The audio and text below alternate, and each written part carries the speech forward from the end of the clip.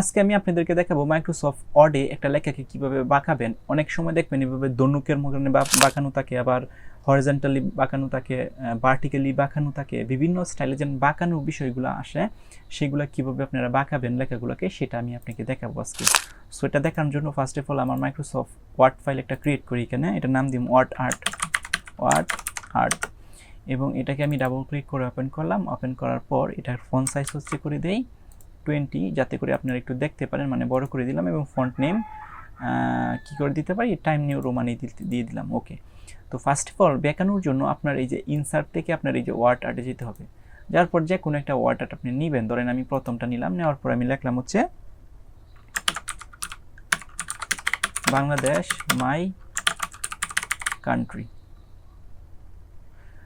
Country বানানটা ভুল maybe, COUNTRY country. ওকে, তার মানে আমি লেখলাম হচ্ছে বাংলাদেশ মাই কান্ট্রি। এখন এই লেখাটাকে যদি আমি ধনুকের মতন বেঁকাইতে চাই তাহলে আমরা কিভাবে করব? সো বেঁকানোর জন্য এটার মধ্যে ক্লিক করব। ক্লিক করার পরে শেপ ফরম্যাট নামে একটা হচ্ছে ট্যাব কিন্তু ওপেন হয়ে যাবে।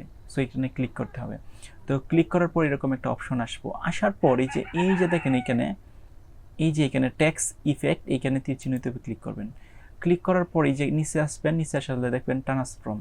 তো ট্রান্সফর্মে আসলেই কিন্তু আরেকটা ডায়লগ বক্স আসবে। এই পাশে দেখেন বিভিন্ন প্রকার বাঁকানোর কিন্তু সিস্টেম চলে আসছে। আমি আবারও ডিজাইনটা দেখাই।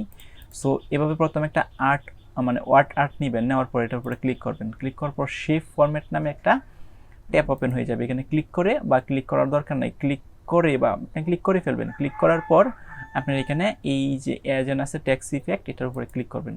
ক্লিক করার পর নিচে যাবেন টেক্সট ট্রান্সফর্ম, এখানে যাবেন।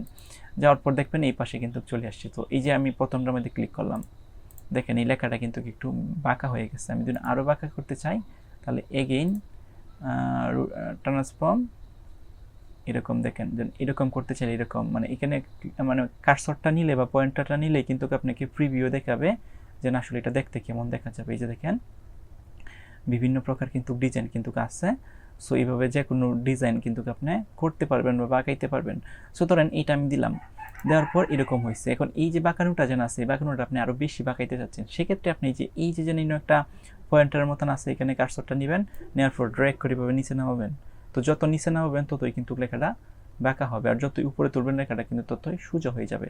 সো আপনার প্রয়োজন অনুসারে এইভাবে লেখাটাকে কী করতে পারবেন, বাঁকাতে পারবেন।